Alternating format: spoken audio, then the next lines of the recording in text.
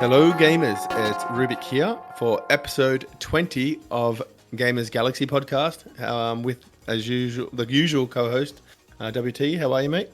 I am doing fantastic. I'm absolutely geeked out about this podcast today, and we have a very, very impressive guest and a very impressive game up and coming with the BitFry Studios Infinite Victory. I'm super, super excited to dive into this. I did get to play test it, and I love it. It brings back a lot of good memories for me. Yeah. So welcome to the podcast, Ben. Do you want to introduce yourself? Sure. Yeah, I'm Ben Friedland. I'm the founder and CEO emeritus of BitFry Game Studios. And thanks for having me on your show. Talk about the game. Glad to hear you like playing the pre-beta. Oh yeah. Yeah, I played it as well. I'm more in this kind of game. I'm a PvP person. I want to play against real people. So, but to get the feel of the movement and, the graphics, you can see that it's going to be a massive hit of a game. It just needs that, we're early days still. We just need that, game loop into the gamification side of it added to it, as well as the ability to verse people. So yeah, once that comes out, obviously that's where it's going. Is it going that way? Yeah, I mean, you raised a great point. I mean, I think arcade action sports games or any sports games generally always ultimately need to be played human versus human, right? And, I don't know how much you know about the history of the game or the studio, but we had initially launched this game and our hockey game on Apple Arcade 3 and 3.5 years ago, respectively. And because of the focus of that platform, being a casual, I think it's fair to say a casual gaming platform on mobile, that there was a pretty big emphasis, especially from us too, on being able to play the game in a single player mode. Even though the genre, right, and the full vision of what we created really wants to be played multiplayer, we did release the game with multiplayer on both cases. So we've had and have implemented a full server-based multiplayer mode for the hockey and the basketball game, and we're in the process of re-implementing and upgrading that for the future of this franchise, which is now Infinite Victory. So I wholly agree with you on that. Although I cut you off there one second. Did you please. say a hockey and another game as well? Hockey and basketball. So it's not just basketball; it's going to be hockey as well, or is it a different game? Or what? This is the first time I'm aware of it. There's because we're kind of coming from like the old world, as I like to call it, Web 2. But we first built the hockey game. It took us about 7 months, which is no time at all to make a game. That's fair. Yeah, I mean, so and it, I think we did a really good job in that time frame. It was very high quality for the amount of time we had, and then we pivoted right into the basketball game, building on the same core engine that we had begun with hockey. And it is the same franchise, meaning that the concept of having athletes from other sports in the game loop was in hockey as well. So at that time, you had NBA players, you had MLB, NFLPA, all the athletes in that hockey game. And then we moved to basketball, all the athletes moved to basketball. And that's what we have with Infinite Victory here on IMX. We have, if you notice, I'm sure you have a soccer player, you have hockey, baseball, basketball, and American football. So yeah, multiplayer is something that's absolutely critical to any franchise like this. And that said, I also think we borrowed so much from fighting games as well as sports games. I always felt that with this kind of genre, which has a high skill cap, it's a pretty, you can pick it up and play it, but it also can be a pretty demanding game. It's nice to be able to play against the computer, if you will, because it especially in that initial, few hours of playing, you really can get a hang of it. And I think it's a little less demoralizing than jumping right on and playing multiplayer and not knowing what you're doing. So I think it's important to have both modes, but I'm 100% with you that the true feature of any game like this really is going to rest in the kinds of ways you can play it socially and with people either in the same room with you or across the world. Yeah. I did some digging on the background of your company and where you've come from and stuff, and you were talking about it. I was checking out the Ultimate Rivals game.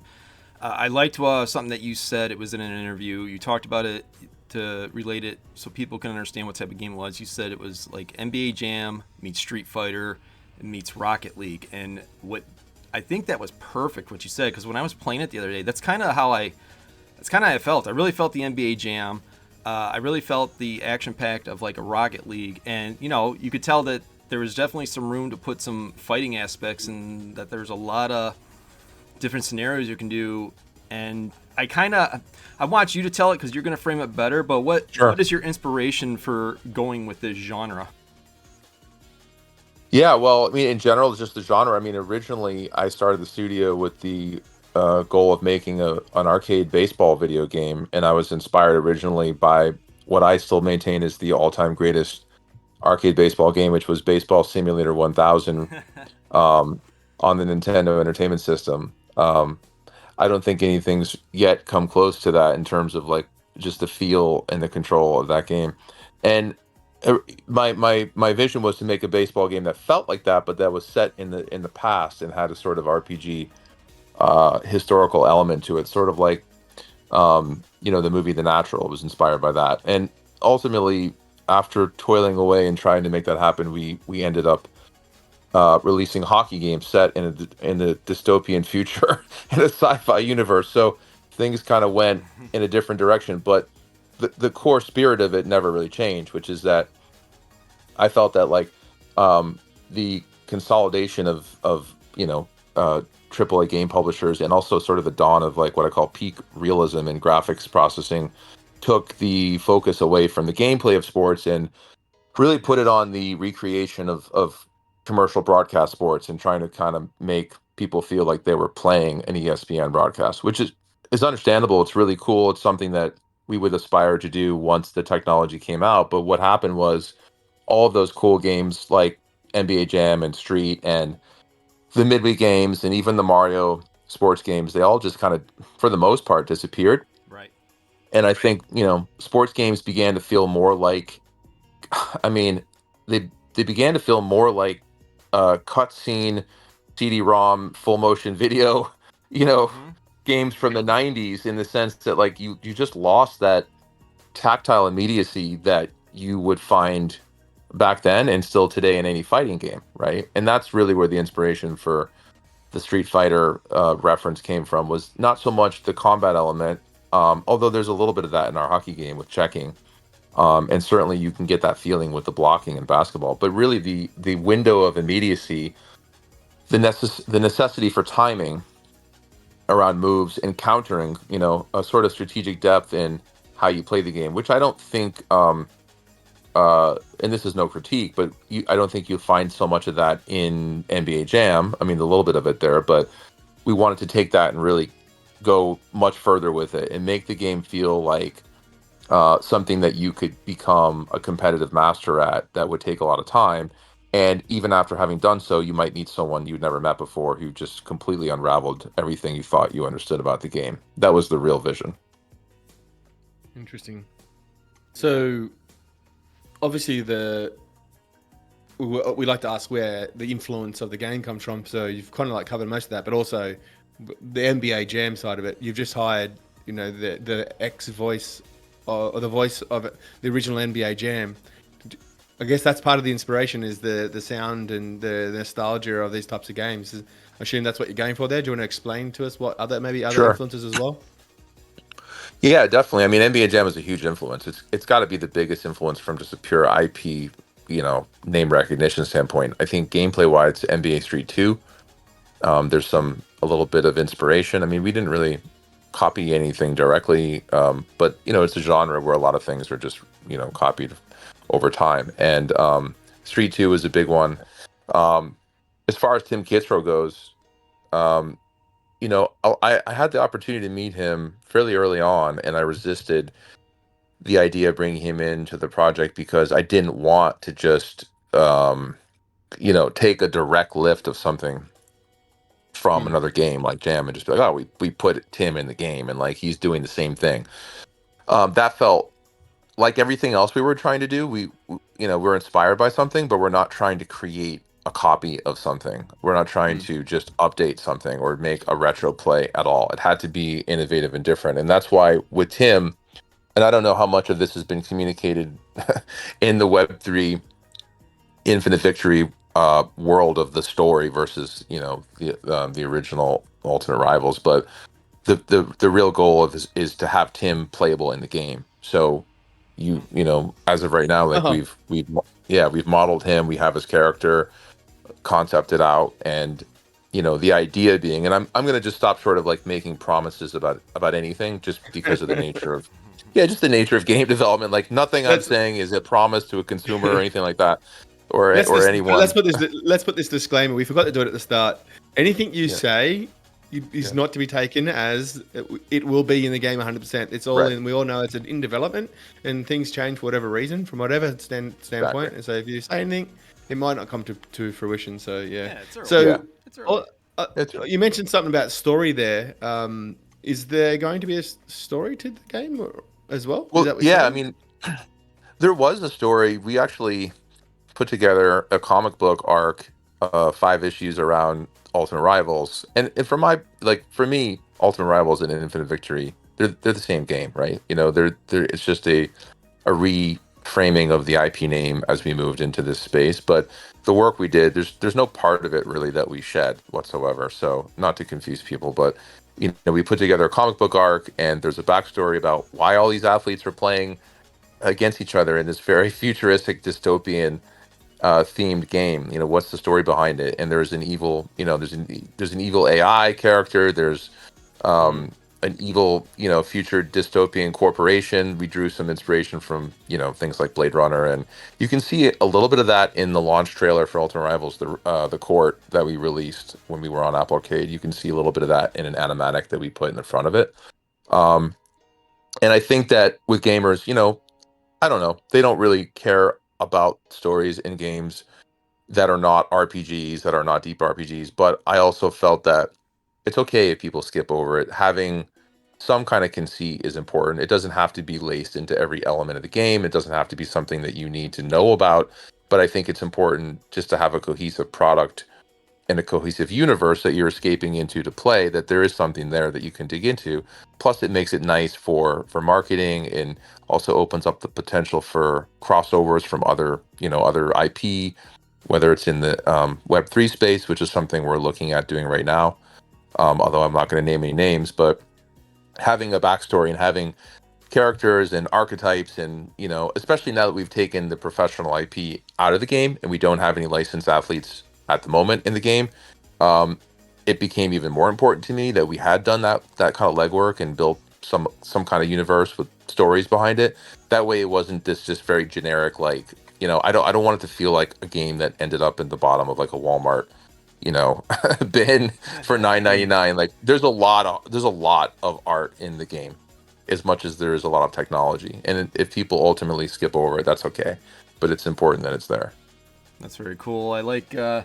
I was doing some further digging. Your CMO, he's listed as a master storyteller, and I'm sure he's probably involved with what you were just saying there. I've never even heard of a master storyteller, but that sounds pretty amazing. I assume that he's handling most of that you were just talking about. Well, we've had a fair number of people working on the story. If you're referring to Jack Yes. Dalrymple, who's our CMO, yeah, I mean he's had a big part in, and that's a great frame him. But I mean he's been masterful at creating pretty much every video that's ever showcased the game, every trailer, every single thing we've ever done.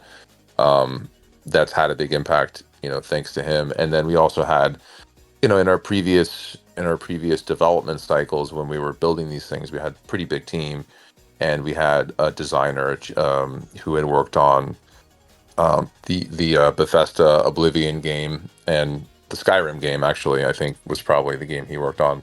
Wow. So we had people who had experience with, and that was relevant in terms of like developing the comic and developing the backstory. And not much of that has come out. I think I've teased some of it at one point on Twitter in a past life, but we're going to bring that back to the surface and make it a feature of what we're doing. That's you've got a pretty star-studded lineup in your team. We've heard you confidently say that you're a top project in terms of capability. Like, what is the team like? Are you able to give us numbers and describe it a little bit to us? Yeah, I mean, it's changed over time. I mean, game development's it's a tricky thing, right? Because it's a pretty expensive endeavor. It's like making a movie, but the production never really ends. It's like I've always thought, games are harder today, especially since, in the old days you can wrap a game, you ship gold code, put it on a CD or put it in a cartridge, and that was it. There was nothing else really. But today it's a lot different, right? Because you have people's live ops expectations and so forth. But at the height of development, I think we reached a team in aggregate, if you counted, core team in house and then any external studio support teams, and there was a fair number of those with a variety of sizes, probably reached over 100 heads, especially if you counted ops and everything, legal, the whole thing. But we've built 2 games now, and I think we're in an interesting position, especially in the Web3 space, because the core of the product that, the hardest part of making a 60 frame per second action arcade video game, I think we've done the greatest majority of. And at this point, it's more about like, what's the meta? And you referenced earlier, like, it's important to have multiplayer and then the meta on top of that. That's a becomes more of a scientific endeavor, I think, and less of an artful one, or less of a tech art, if you will. And I think so. We need a smaller team for that going forward than we did making the gigantic thing that we've already produced. So we'll probably be on average about a tenth of that size. But at the same time, you're able to make pretty big shifts around it, because you've built up an engine, you've built up tool sets, and you've built up however, when you get to artwork and any kind of like live ops and introducing, skins and characters and things like that, that's when I think it could become labor intensive again. But we're not in that phase at this moment right now. So you mentioned you touched on the kind of like the meta on top of the game. So obviously the core loop of the game is get the basketball and put it into the hoop, and try and do that. Try and do that with the more. most, try and do that. Yeah, with the most swagger possible, right? Yeah, try and do that more times than the opposition. So that's the core game loop. But we also touched on, that there's going to obviously need to be something on top of that to keep people, in the long term coming back. And so you're in that phase now of designing that kind of side of things, along with the Web3 integration. Yeah, exactly. Okay. And I think one of the challenges with a game like this is like there's just so many potential ways to go, right? I mean, it's not a reminder, it's just not just a basketball game, but it's a basketball game in which you could play 3-on-3 with 3 hockey players versus 3 hockey players. Like, that's a thing, that's a possibility. And so a lot of work went into building an attribute system for all these different athletes so that there was theory crafting that you could do around how to play and how to win with the permutation of athletes and even positions within those sports, right? Like, a quarterback is going to be able to do things that a wide receiver can't do, and vice versa within our basketball game. That's really, the premise. So there's a depth and a breadth of ways to explore the game. And the meta has to capture people's interest in those axes, right? And at the same time, provide a ramp into the future that I think has a lot to do with their investment in time, not money, but their investment in time in the game, so that, the more you're playing and getting better at a game like this, the more you have to show for it. And what exactly that means is something that there's about 10 different answers for. And that's what one of the things that we're currently working on determining and arriving on a final, approach to. I was laughing at the core game loop. We made it sound so vanilla, just put the ball in the hoop, but it's so much sexier than that. When I was playing it, I'm flying all over the place. There's fire going on. There's fireworks. All this crazy stuff to like really engage you in it. And I think it's gonna pull more people in than just putting the ball in the hoop. It just cracked me up. Yeah, I didn't mean to underplay. No, Yeah, great, they did. No. But I was breaking it down. Good So to do that. ultimately, that's the loop. When you break it down to a loop, Yes. that's the loop to get the ball in the net. And Right. my core, obviously, way to do that in the game. You've explained the nuances to that and the strategy behind it as well. But I was also thinking like these kind of games like leaderboards, rising up the top of the leaderboard, tournaments. There's so many opportunities within this. You've made the cool, core technical loop of the game and the idea behind it. Then, is there a vision for the or is there an end vision for the final core loop, or are we not there yet? Are we still in the design of that?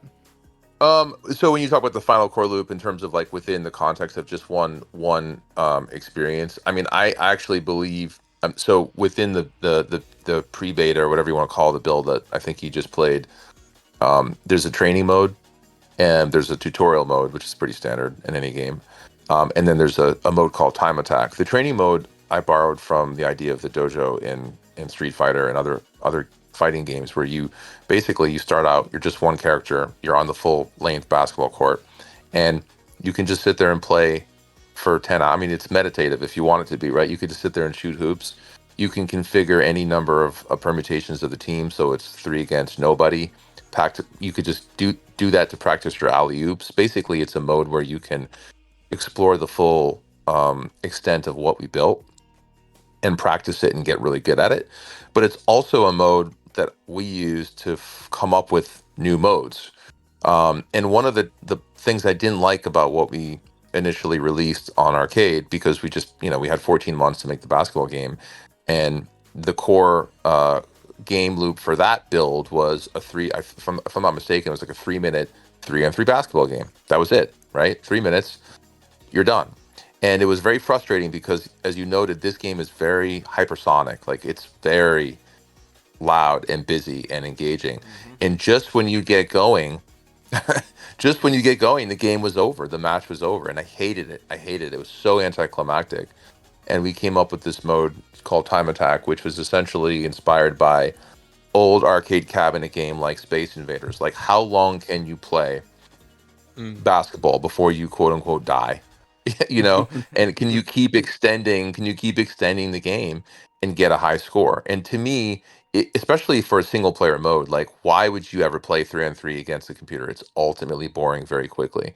At least with this mode, if you're on a subway and you don't have reception, you're not playing multiplayer, whatever, right? You want something that you can just kind of engage in on your own. That's what this mode was about. But I'm answering your question in this way because the reality is, like, there's a lot of different ways we can use the engine to make different game modes. And so if what you're referring to as the core game loop is the time attack mode, I would say that's just one of many potential ways to do it. And then of course, for multiplayer, you're going to have a standard versus, maybe it's a 3-minute match, and you won't mind that it ends that quickly because there's more stakes involved and you're not just beating a CPU. Yeah, I like. I totally get what you're saying. You're almost playing against yourself, trying to beat your own personal record in that mode. Because I noticed that with the points at the end, and I was like, oh, okay, I can see this. Like, being on those leaderboards, having the bragging rights of like, okay, I hit this high score, I'm in the top 10 now, and that's a way more engaging than, like you said, playing against a computer and you figure out the idiosyncrasies of the computer and how to beat it. So yeah, that's. An ongoing loop basically is what you're doing. That's brilliant. And it gets harder and harder. And there's a guy out there, B Tactics TV, who was an original OG fan on Ultimate Rivals with Apple Arcade, and he was streaming in the very early days, even with our hockey game. And he and one other person that I know of have hit over 1 million points in time attack mode. What? In Infinite Victory. So yeah, I mean, I've seen people who jump on the game, and this is actually a humbling thing because you're building this game. You're like, this is my idea. All these ideas are, coming from me, or at least me and my close team. And you quickly see people who just go in and just like dissect it and like become better than you at the game within 15 minutes. Like they're just that good of a gamer, I hate those people. I hate those people so much, man. I just it but really drives me insane that they have that capability. it's nutty. It's nutty, and it's frustrating as a gamer. But I felt like if that hadn't happened, then we definitely had some kind of piece of garbage on our hands with what we built, right? So the fact that people were able to do that and like keep pushing the game, that's awesome. That's a good sign from where I sit. When I was playing the game, we're talking about playing the game. I noticed that it felt like, and maybe I'm wrong, it felt like some of my players were better at dunking and some of my players were better at shooting. Is that part of the mechanics? Yes, for sure. I mean, soccer players are really good at stealing in our basketball game. Okay. So They're not so good at dunking. There's going to be like stats behind each player you've got, sort of thing. Yeah. And There's okay, attributes, and we had them in. Yeah, they're not surfaced in these builds, but and how you represent them. I mean, you could compress them or pull them out and make them really detailed. It depends on the attention span of your sort of core demographic, and we had them surfaced in the Ultimate Rivals build, but at the moment they're just sort of buried in there, so you're not seeing it, but they're functional. Also, 1v1 is confirmed. Is there potential for 2v2 or 3v3, like actual real people playing on the same team? And just to be clear to the listener, right? You're referring to the humans controlling anything within each team, right? Yeah, because it's 3v3 as a team mode in the game of basketball. But right, like, could you have? So people have talked and asked about, hey, could we have 3v3? And my answer is like, I'm not opposed to it, but I think you need a huge amount of player liquidity in the multiplayer arena of your game. Otherwise, you should have matchmaking that's just going to sit, and you're waiting for 6 people that fit the right elo score or whatever you're using to kind of match people. So yeah, it's a holy grail. It's like I think if we get to the point where that makes sense, then we've really reached a level of market penetration and player volume that's a great success, and that would be an awesome thing to do. I think the game would be a little bit different, and I'm not sure. I think it's for the players to decide, but like building it's actually pretty easy, right? Because you're turning off all the AI. There's no AI at all. Yeah, that'd be interesting to see. So am I getting this right, that if the game's a raging success, and there's enough asking for it from the community, it'll be put on? Is that what you're saying? Well, the only thing I would modify is when the game is a raging success, not if it is. But other than that, everything is I love it. Boom. Well, I have to concur that's what it's obvious that it's going to be a raging success. It's as soon as you turn on the ability for me to play WT and dunk in his face and laugh and stream it and say, look, I'm higher than the leaderboard than you, and I've got and collect it and own the characters I'm collecting. It's just the perfect game for blockchain, because it really will be a success. It's obvious to anyone, as long as you, I guess, actually you can't really say that because you just never know. But out of all the games I've played, out of all the games I've played so far and seen that's getting built, it's like a top tier, S tier. I see all those tier list games, and they don't even have infinite victory on the list half 3/4 of the time, and I'm like, yeah, you're gonna be. It doesn't matter that you're not there, because there's a little 0.001% of the people we want to be playing this game. So it's going to be, who cares if you're on the tier list or not? But they're going to be their mind's going to be blown.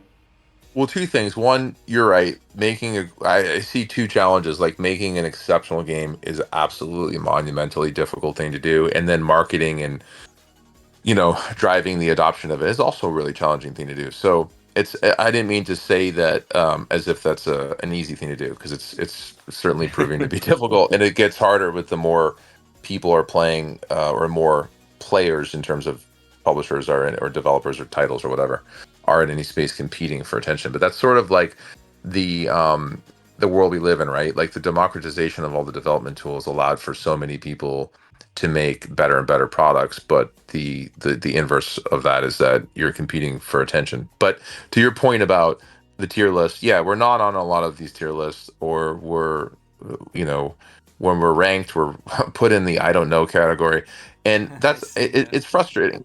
Yeah, but at the same time, you're right. Like anyone who sees it and plays it immediately says like, well, why isn't this in the list? And I do think because we're coming from the old world of Web 2, I personally think that the an arcade action basketball game, a really, really exceptional one, isn't significantly or at all different, whether it's in Web 3 or Web 2, in terms of the core loop. The meta loop around it, I think, is where, that's where the new ground is to be broken. But I don't think it's in like, the dribbling and the timing of the shots I don't think are going to be different in one or the other. And I see Web3 more, a little bit differently than I think some people do. I see it more like talking about a console. It's to me, it's like, and I know this won't make sense to a lot of people, but to me, it's like it's another console. It's like, are you on the Switch? Are you on the PlayStation? Are you on the Web3? Now, it doesn't line up 100%, but I think that's really what ultimately it boils down to, at least at the moment. So to me, the game is set up to be good in both places, and it's a marketing exercise in terms of getting more and more people to put it in the right, perspective. I think this game, it's I've been noticing a couple games in the space lately that are sleepers, and I think your game is definitely one of them. It's got to be in the top 3, in my opinion, sexiest games out there for feel and playability. And you guys have already proven 2 prior games on the Apple platform, which is nothing to sneeze at. And the thing that I've learned about your company so far is your vast networking reach amongst several sectors of experience throughout your company. And you could have the best game in the world, but if you can't get it in front of people and in the right hands, it's dead in the water. So for it being very early, it's very polished, and I'm not just saying that. And that's what gets me excited is the networking aspect of what you guys could do with this once you get it done. Yeah, I also want to add something here. Like, where crypto Twitter there's a little bit of a nuance to that as well. So, what chain you build on is having an impact with amongst a couple of thousand people here and there. There's a lot of people that in no other game system before, and what the traditional gamers hate the most, I think, is the financialization of the game, rather than. And what I mean by that is like where the influences are from crypto bros, and this game, this coin's going to moon, and like traditional gamers absolutely do not want their games poisoned with that. So you're seeing like a lot of the chains that sell that Ponzi scheme style game building up a bit of a community because there's these group of people, thousands of people like in the Ronin network that think they're going to get rich playing games, like because the Axie Infinity Ponzi scheme is going to return again. So where Immutable is more about gaming and ownership, and the tokens are there, but you're not going to get rich playing any of the games that have come out. And so you're missing in that crypto Twitter space where they're building up the audiences around that earnings sort of thing and that ability to get rich. And it's clear, like the Ronin crew, they're there for the money. They don't care about games. They don't play games on any other chain. It's because they own Ronin token, they own AXS, they own SLP. They owned SLP, they were building it up, and then the game crashed. It was at 30 cents, and now it's at 0.00003 cents. Like not even a third of a cent. So they're hoping their bags come back, and so they're sitting there vocally. So when there's a tier list, all their games, look at it, every single Ronin person, Axie Infinity is in the top. You know what I used to call the game? I played it. I played it for a year.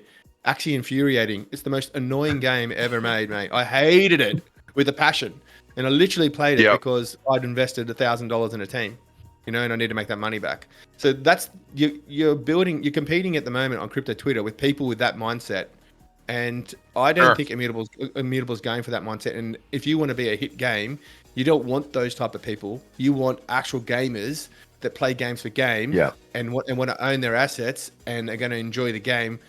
And that's why our podcast has no questions about tokens in it ever, unless the person we're meeting asks about to us to mention it. We don't ever really mention tokens.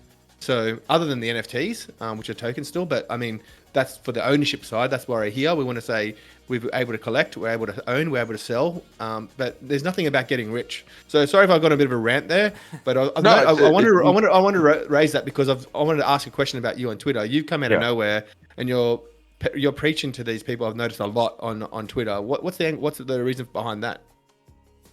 When you say preaching, I'm seeing you go into the threads and say, "Hey, this is our game. This is our game. Where they're going to be the best. Where and trying to cater to these crew. What's the angle there? You trying to? So that's a good question. I mean, I'm new to the space, right? And I see it more like probing, probing an underwater ocean. It's like what's here? Like who's here? And like learning about these sort of factions of thinking that you just kind of very eloquently sort of laid out, that there are different psychological motives for the people that are engaging in Web3 games, right? And what is a Web3 game and what makes it a good Web3 game seems to have a lot of different opinions. Whereas if you were to go over in, old world of console gaming or PC gaming, people might argue about which of those platforms is better, but they probably aren't going to argue about like what is a game. Although they might argue about that with people who think games on their phones are games, and I don't disagree that they are. But people, people argue about different things in different ways when it comes to games in the Web3 space. And I think you're right. There's a lot of people who seem to be motivated by the speculative nature that crypto brings to anything that it's doing, and like, look, we're a game at the end of the day, and that's I think that the opportunity that the blockchain provides to a game is, you're correct, it's really about enabling a gamer to retain potentially more of the ownership of the assets in the game that they're purchasing, so that they're protected from how the first party publishing system ecosystem works, whether it's an app store or the game store on one of the major 3 console makers, or whether it's one of the 2 big PC gaming app stores, or the third one, which is the app store on Windows, whatever it may be. Like, I think there's a real potential there. You talked about ownership. There's also a potential for communities to build tools and experiences on the back of what is on the blockchain. All that data is there, right? And that's something I don't really hear people talk too much about, because essentially you have a public database that's verifiable. So, when you think about the mod communities that spring up around all sorts of games in the past, oftentimes like without the developer ever intending for it to happen, they didn't have access to the game databases in 99.9% of the cases, right? But here you have potentially access to some, and depending on how much of it's being recorded and persisted on the blockchain, then quite a bit of interesting things could be done with building community websites around, or apps around it, or dApps, or however you want to put it.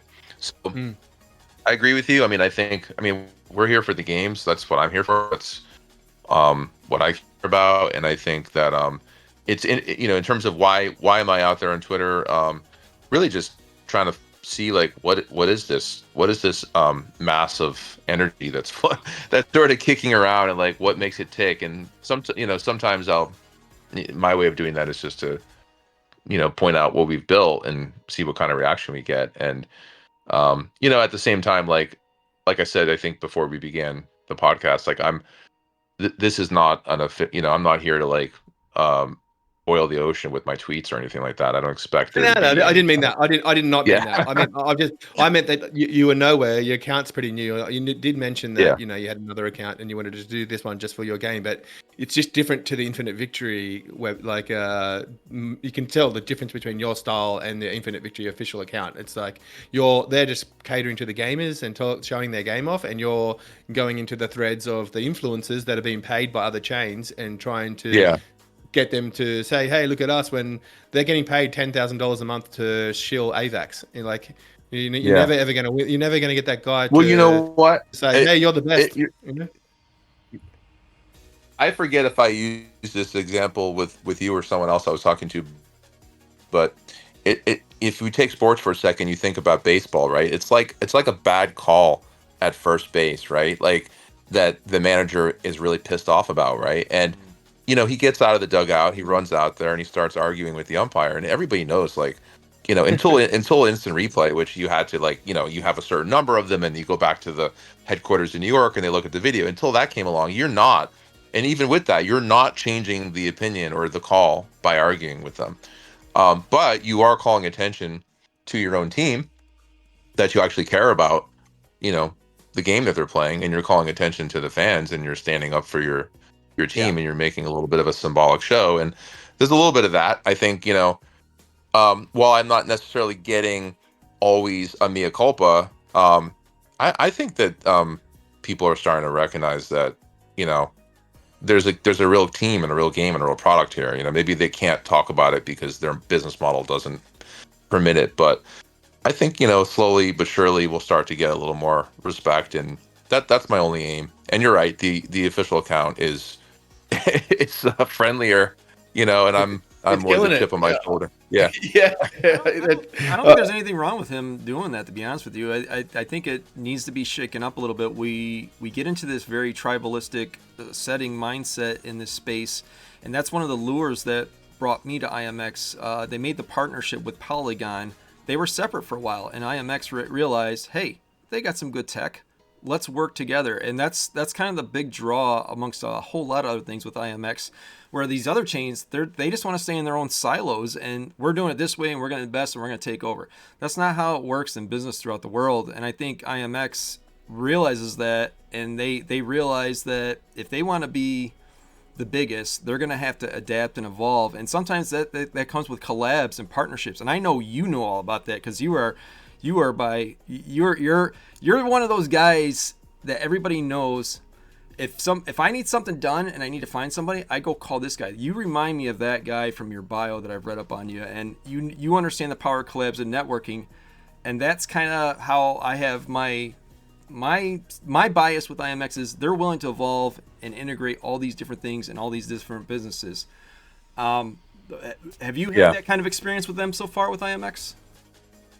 Yeah, well, look, I mean, we came out of a relationship with Apple. That's a pretty high bar, right? I mean, that's like the biggest adult in the room, and I have nothing but appreciation for, the opportunity that they gave us to make those games. And even though it didn't last as long as I had hoped, reality is that when you go into a space like crypto, which is forgive me for anyone listening, but like it's like walking out of the Waldorf and stepping into the the gutter, and you're like, you have to like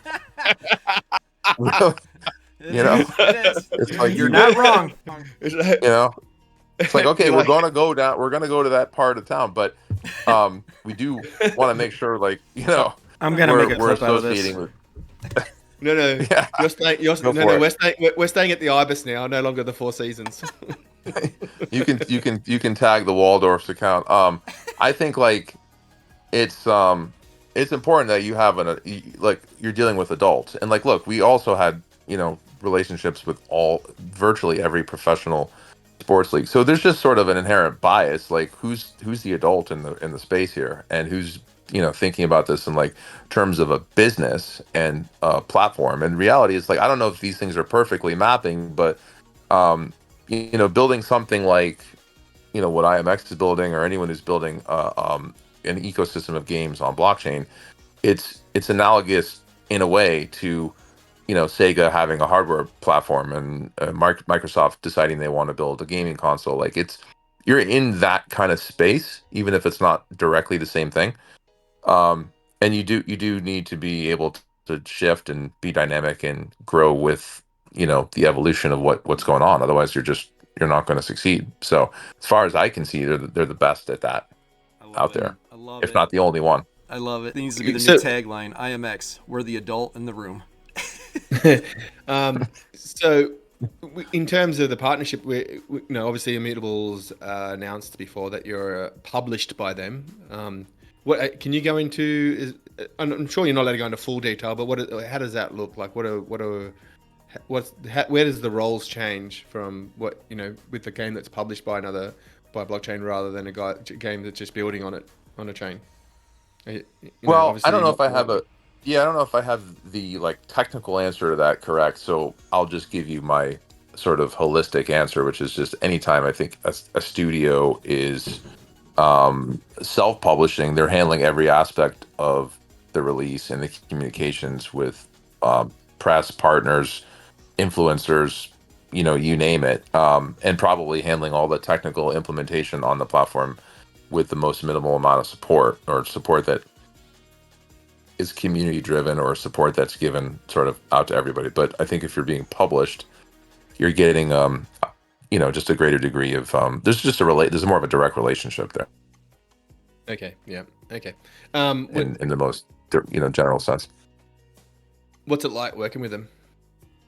Immutable. It's been great. Yeah, it's been great. It's been I think I feel like there's a direct sense I get that this is a company that's like a publisher that you might experience in the Web 2 space, and that's a space that's changed a lot too. I mean, publishing has consolidated what used to be hundreds of publishers back in the 90s, and really in terms of AAA console games, you have 4, at least in the West, with Ubisoft, EA, Take-Two, and well, now Activision is under Microsoft, so I'm not even sure how you count that. But if there's going to be that kind of evolution in Web3, I think IMX is in pole position to be that kind of company in the future. And I'm not saying that I'm not a stock analyst or anything.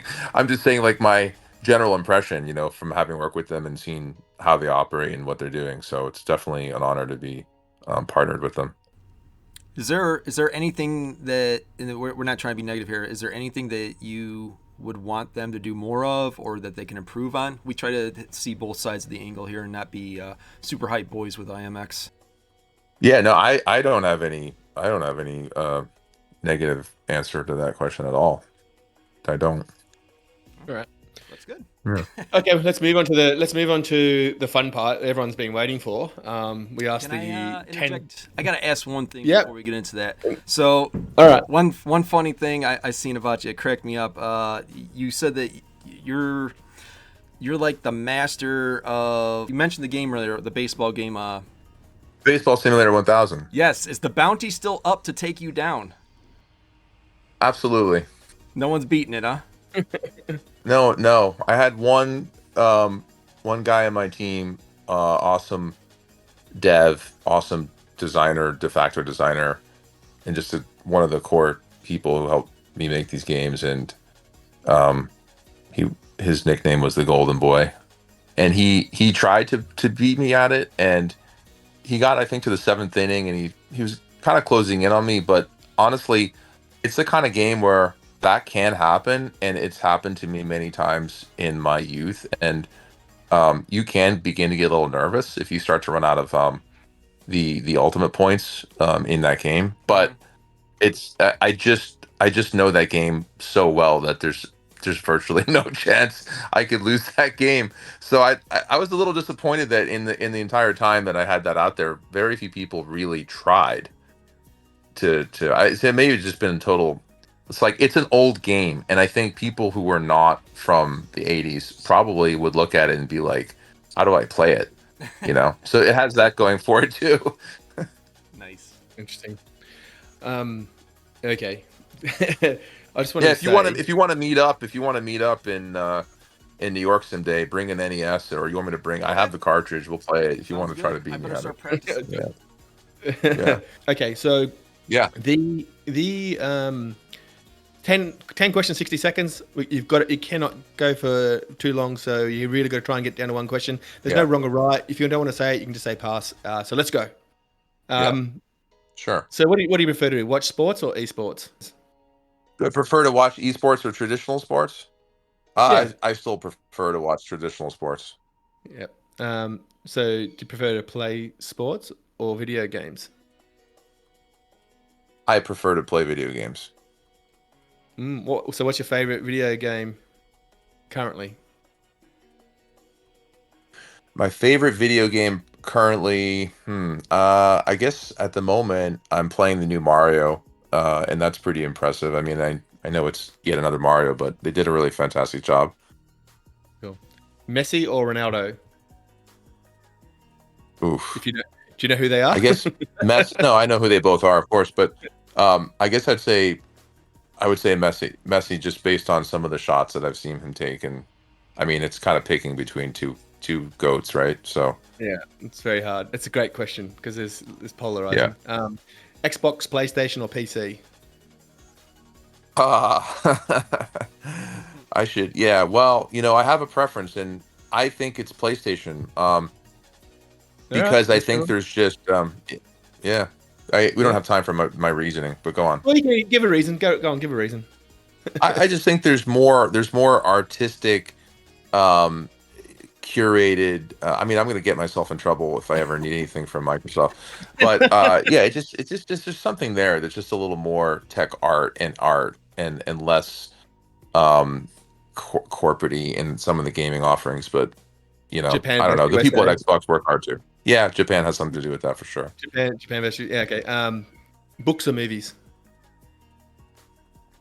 Books or movies? Movies. Favorite movie? Favorite movie is The Natural, Robert Redford. Ferrari or Lamborghini? Ferrari or Lamborghini? Never driven either. I mean, Me, isn't me neither. Lamborghini owned by isn't Sorry, isn't Lamborghini owned by aren't they? I guess Ferrari because they're still Italian owned, right?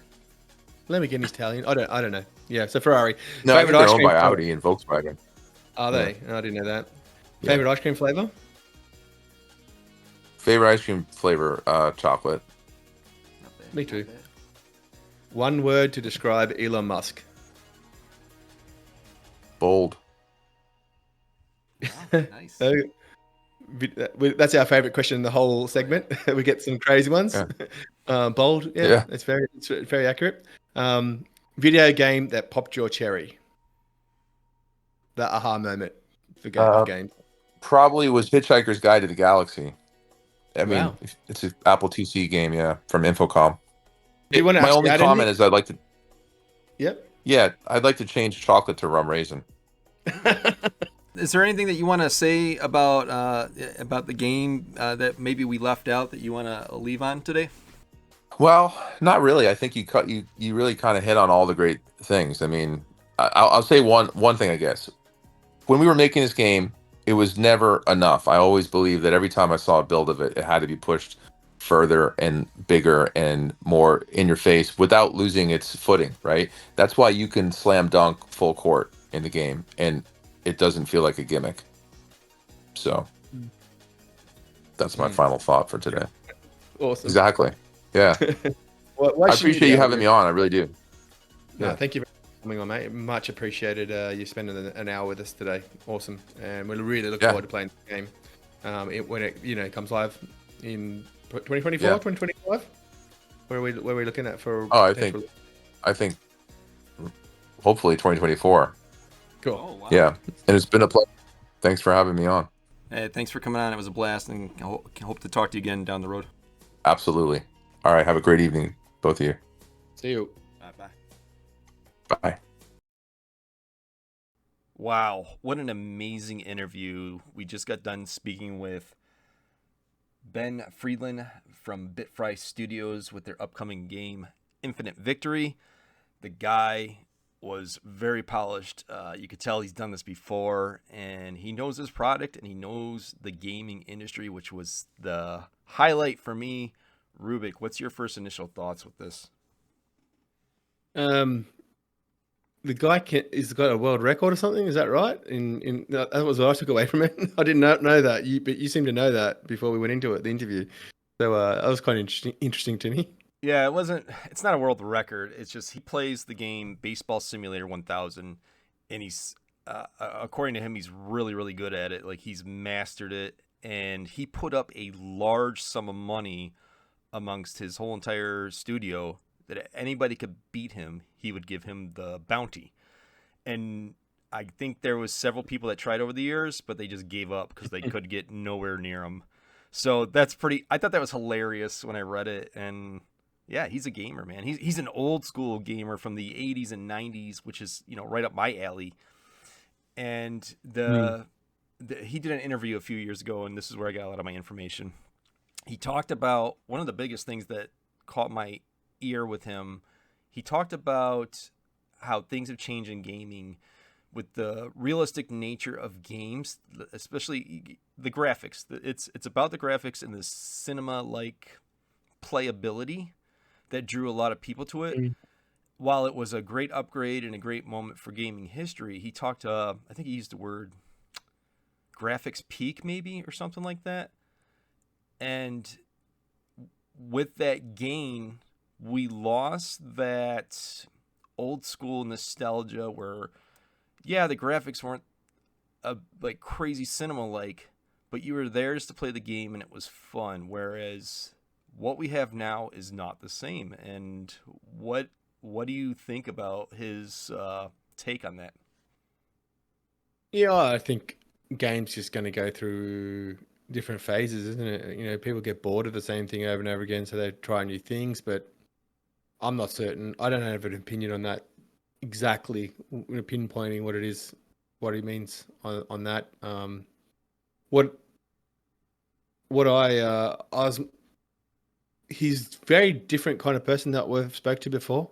Everyone's different in this world, that's obvious, and super passionate about his product.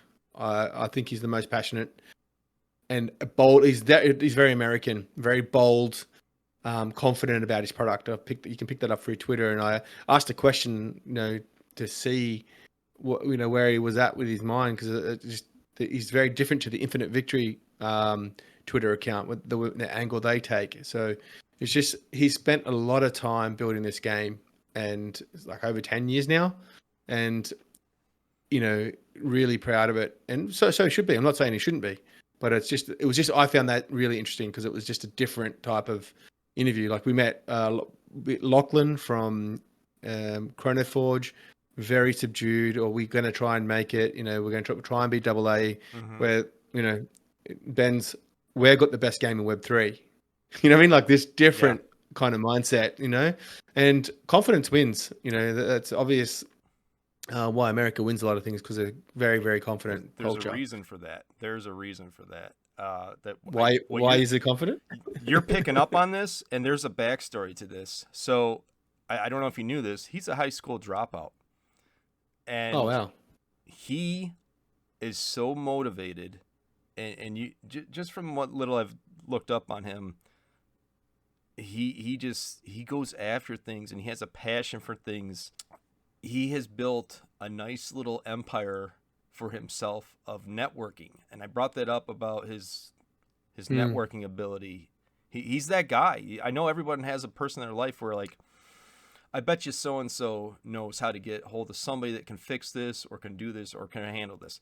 He's that kind of guy, in my opinion, to where he knows so many different people and so many different things. He worked for large banks like JP Morgan and UBS. And then he was also in some form of, I think it was a fintech startup or something. I might be wrong on that, but he's worked with banks. He's worked with athletes. He has a roster of athletes that he is involved with. His mentor was David Stern. I don't know if you know who that is. That's the former late great commissioner of the NBA. This guy's plugged in to some powerful people. Okay. This is a high school dropout too. So it's okay, Ben. So was I. I dropped out. So year 11. I'm not saying as a we got to year 12. I'm not saying as a negative, but like it takes a special person that can say, you know what, I don't need this and I can do better, and then go out and prove it. You know what I'm saying? So that's that confidence that you're seeing. He's done it. Yeah, he's done it. Yeah. Well, he's still the game's still got to make it. Like doesn't matter how the greatest game developers in the world have bombs. Anthem, right. Anthem. So, but we've got a good feeling that this game was going to be great. We've both played it. It's got a great feel to it. But what I was asking questions around, like the ultimate, like the loops on top of the loops. Like it's obvious what the game loop is. There's different kinds of game loop. You can bring different modes in. Different variations, and the strategic side. I didn't realize that. I learned about that, where there's going to be like strategic side to how you play your players. And the 3v3 would be great in the future if they ever get to that as well. But obviously that's got to get to big numbers before it gets otherwise you'll ruin it. Right. You know, and he just seems to know what he's doing and where he wants to go.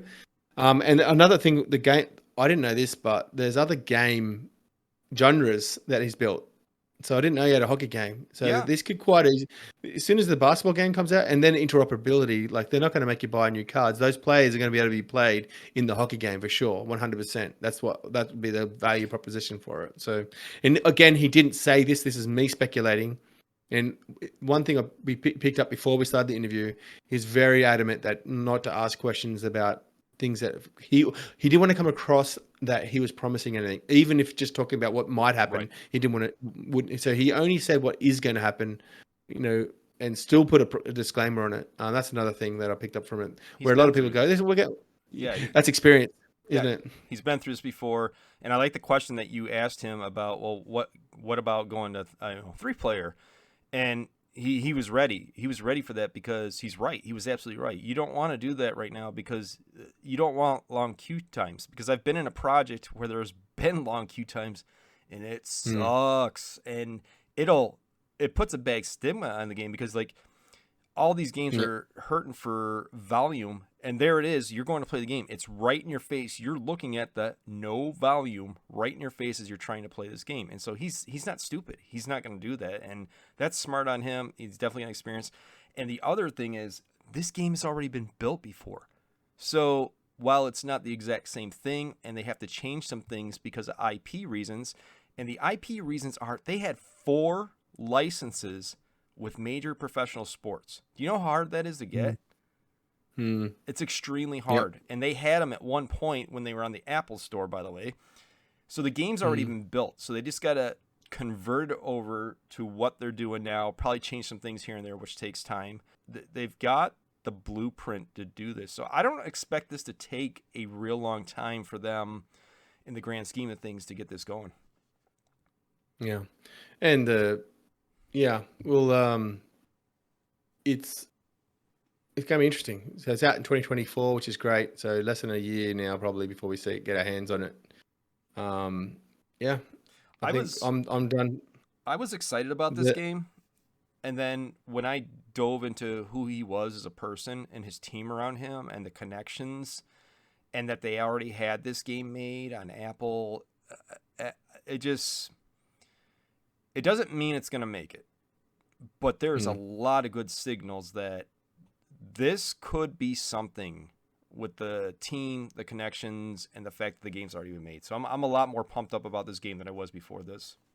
Yeah, I had a bit of an interaction with him about like the angle he's coming at with on Twitter, about like trying to, the degen thing and trying to crack into them and not getting the recognition the game deserves. And it ties into what we're going to talk about later as well. But yeah, I was surprised that, that when you see anyone that plays the game or sees the video of it, they're like, I must play this game. And it's like 99 out of 100 people are like, are super excited. So personally, I'd be like, just keep on building, and just keep on adding numbers to your socials, because getting people to spread the word, not just, you don't have to do it yourself. But anyway, last thing I want to say about him was like the comment about Elon Musk's question, which is our favorite question. I think it's your favorite question as well in our interview, was kind of like this. I was expecting someone like him to come up with something to blow us away, like Kishi did last week. But it was just like, he was just, again, methodical. It's the actual perfect word to describe Elon. Bold. He just, because the things he's tried in this world is crazy, and you got to be bold to take on what he's done. And did you notice how quick he came up with the answer? Most of the guests, they paused for a long time, but he was pretty quick. Yeah. Do you notice that? Yeah. So I think that's switched on. I'm not going to say that they're the same person, but maybe they're cut from some of the same cloth. And I think maybe, I think he, it was a good compliment. Bold. That's a good compliment. That's not, I mean, it could be negative, but I think he meant it positive. I think he recognizes him for who he was, and there was no doubt in his mind. So, yeah, that's positive. Very interesting. That's 100% positive. 100% positive. Like it's, but yeah, no, I enjoy it. Hopefully you have him back on when we get the game closer to release, and just to get us some alpha for the listeners, and maybe some drops. Another quick tidbit about them before we move on. Bitcraft investment company put money into them. If you know who Bitcraft is, they're huge. They put money into IMX, so I love the synergy going on with that. And also they have a VC called Dugout Ventures, chock full of all kinds of major baseball players and sports icons that are involved in that somehow. I thought that was very interesting, and just more networking oomph to his empire that he's got going on. Yeah. If anyone listening wants to play the game, we can sort you out for a Steam key to play the game. Join our Discord and get in the chat and ask for a key. Awesome. That is awesome. Okay. So moving on. New partnerships, which is not really many. They're not really partnerships, not official and not proper games. So, but you're not going to have every week where we have a heap of games that it can't possibly happen. Like and not until Immutable actually is the leading chain and it's clear that they are. Well, we probably be able to have a game announced officially every week, but it's nearly is definitely every fortnight. There's one. So yeah.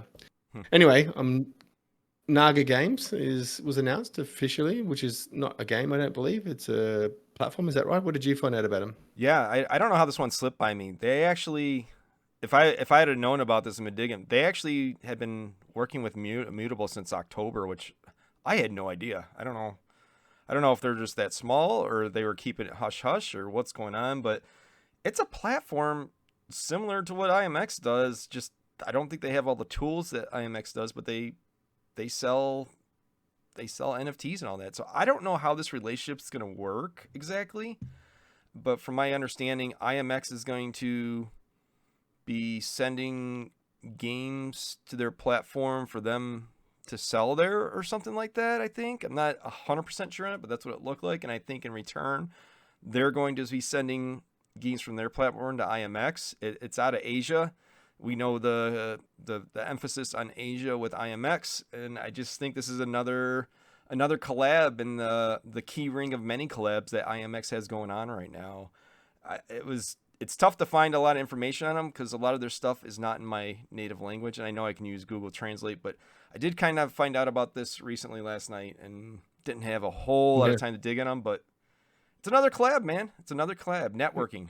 I'm leaning more and more towards hashtag networking, and I'll talk more about that later. Another Asian organization as well. So for Reach, yeah, there's something related later on as well about when we talk about Multichain. One of those games responded to me asking a question about why they're going Multichain, and the answer was that other chains have better reach in different regions. So, like if you're going to release a game in Korea, you'd want to be on WeMix. You know what I mean? Like it's where they got huge numbers of players in there. Immutable doesn't have that. No other chain has that reach there yet. So they need to change that. It needs to become a global organization, and I think this is another play of a team that will support them, have their games on their platform, and looks like they do development solutions as well. So they build code for developers. So developers building a game and they don't want to have to worry about smart contract side of things or the marketplaces or things like that. I think they build solutions on the Web3 side of things for games developers by the looks of it. Cool. And multi-chain game libraries. So that's like they're not just Immutable, they're going to be any chain. So maybe games that have multiple chains as well, so they're just probably adding Immutable as the supported chain to their platform, and they've got reach to an Asian market. Is it Chinese or is it I don't know for sure on that. Japanese maybe. Sorry, I should have done the research. But anyway, interesting. Another one. Let's see what happens with this one. Where are we up to next? So Cursed Stone official. Is official now. We mentioned it last week or the week before, and It was like a rumor, but it's official now. There's the official ZKVM little GIF that they put it to show that they're building on ZKVM. I think it looks pretty cool, that game. What did you have anything about it? Like, it's, I don't know what it is. I'm sure it's a great game. I don't know. It's just not right up my alley for some reason. And I've looked at it. I believe they have. I wanted to go try and play it last night, but it's for Android only, and I don't have Android. They have a I think was it Endless Tower Run or something like. They have a tower game now that you can play, and I wanted to try it out because I looked at the video, and I was like, well, let me give it a try. I want to give it a fair shake. It might be great, but I can't play it because it's only on Android at the moment. So if they can get it to Apple or PC, I take it they're just going mobile, so I can try it out. I'd be more than happy to try it out. Maybe I need to see more video, give it some more chance, but looks like they got some stuff going. At least they're going in the right direction. You know, most games aren't even out, so hey, got something good going for them. Stop buying Apple products. Don't buy products from people that hate you. Yeah. Well, I have Windows. They hate you. Apple so does Microsoft. Microsoft hates me too. Mate, Apple hates you. Yeah. So does Microsoft. So does Android. They all hate us. Apple hates you more. Oh, anyway, Cursed Stone is like, it looks like a couple of little games, like a card game, a little tower game, but the proper like PvP kind of little RPG game that's coming out is not out yet. So they got toys made. That kind of blew me away that they already have toys made. Like, they don't. Their game isn't fully up, but they got toys. Like, that's not a bad thing. Usually it's the other way around. You get your game made, you get some volume, then you start kicking out merch. But they have merch ready to go, so cool for them. Yeah. Anyway, Cursed Stone, it's official. They're exclusively on Immutable. That's pretty cool. So the next one, I just added it to the list here because I was just scrolling Twitter, X, and saw this FuseWars thread from someone I don't follow, and he said something about Immutable being the game that they're building on. And then I looked at the game, FuseWars, and I saw the actual official count tagged Immutable recently a couple of times, but not sure what's happening there. It's not official. What you said you've learned something about this. What did you learn? Well, I didn't find any direct ties, but I just want to say that you've been pretty spot on when you've been talking about games that are probably coming to IMX, and I figured you just have an inside source that's feeding you something or whatever. I wasn't sure because you have a very high percentage of being right, so I'm going to trust you on this one. So I went and looked. The founder, I forget his name, but the founder owner of the game, he tagged Immutable as well, and the main account tagged Immutable as well. So that was very interesting. They were retweeting a lot of things from IMX. Doesn't mean for sure that they're going to be IMX, but it's interesting to say nonetheless. Now, if they do go to IMX, this is not the first time that this trend has happened, but they have their own entire ecosystem already. They have something called Syndicate. I think that's the studio. Is that theirs? Yeah. That's theirs. Okay. That's the studio. They have a Syndicate token. They have an exchange. They have all this stuff already. But if they're dipping their toe into IMX, there's going to be yet another game that's doing that. I believe they don't have a token out yet, but MetaX Studios, which we talked to last week, they have a lot of the same aspirations of being a publisher. It looks like a platform, but they're still going on IMX. So it looks like, to me, I'm just pure speculation here. I'm guessing a lot of these companies have all these aspirations. They want to do all these things. They get into it, and they're like, this is really hard. And they're going over to IMX, which I'm stealing this from our latest guest, Ben, are the adults in the room and saying, hey, can you help us out? And IMX is like, yeah, sure. Come on in. I could be wrong on that, but that is the feeling I'm getting from things that I'm seeing. What's your take on that? Yeah. It's the equivalency thing, I think, play in effect here. So they're building on Theta Network, which claims to be the leading entertainment blockchain, blah, blah, blah, and no one's ever heard of it. Actually, I have heard of Theta before, but just never heard of a game builder. A lot of people heard of Theta. Yeah, but I've never seen a game. I never see a game that's building on Theta that's anything other than, a two-man indie job. I don't know any games at all Yeah, that's I building agree. on Theta. I agree. I didn't even know they had games building it. I knew they had their streaming service, which I don't know what happened with it, but I thought they were having issues. But whatever. Anyway, back to what you were saying. So Syndicate is their platform for launching games, and it's with multi-blockchain interoperability. I think what they've built is they want to make games that they can have games launched that are Ethereum based, and then Immutable's come in and said, "Hey, where's the KVM equivalent? You could add us if you're adding Ethereum, you're adding us as well." Mm-hmm. But that doesn't make a lot of sense that it's just that, because why would they start tagging them? I don't know, man. Like, it's just Theta Network will not have the tools that Immutable has to build their games. Are they going to build on Theta and using?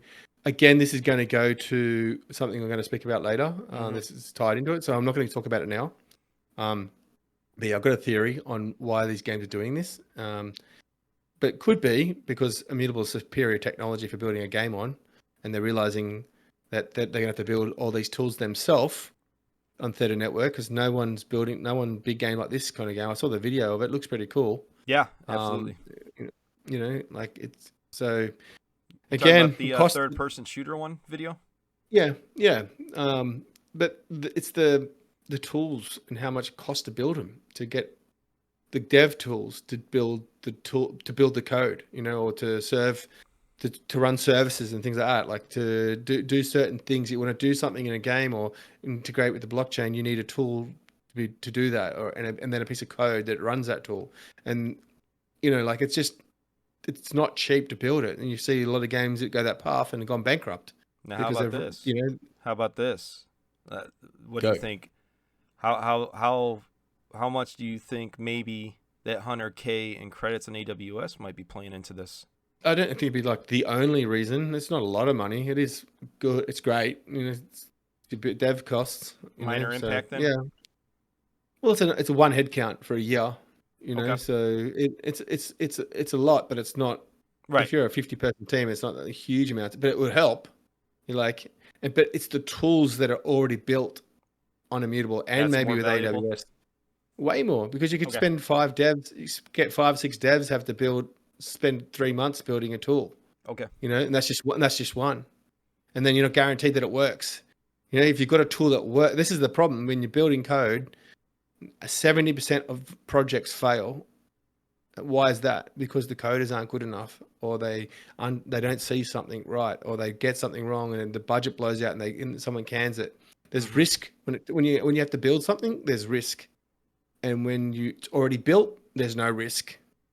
So that's where I think where the partnerships probably come. The majority of the decision is. This is at the very least, it's a very good backup for them to go, if we can't get Theta Network working for us, we've got something that will definitely work. So, but they still post about Theta Network all the time since they've started talking about Immutable. So it's not like they're changing again. It's a multi-chain decision, and let's see how that plays out in the long run. Yep. FuseWars over. Yep. No, it was some very good points there. It's very interesting, and I'm curious to see how this plays out if your hot streak of calling out games coming to IMX continues. So, what we got next here? Just some short news, just in case people, get just shorts on Immutable. So, Gods Unchained should be mobile any minute now, and also passport login. Kiraverse has a new website, looks pretty schmick. Knight's Grimoire is a permissionlessly built game. They don't have a grant. They don't have a lot of support from Immutable. They just went and built on Immutable's Immutable X, not the ZKVM. And they've released NFTs occasionally for sale. They've done a little hack, that they put it for sale and at a high price, and then they have an auction, and whoever gets the highest bid, they accept. So it's a pretty cool way to do like little auction. because you can give offers on Immutable on Marketplace now. But yeah, it's a little pixel game, and I just want people. It's now integrated NFTs to their game, so those NFTs that you buy you can play them in the game now.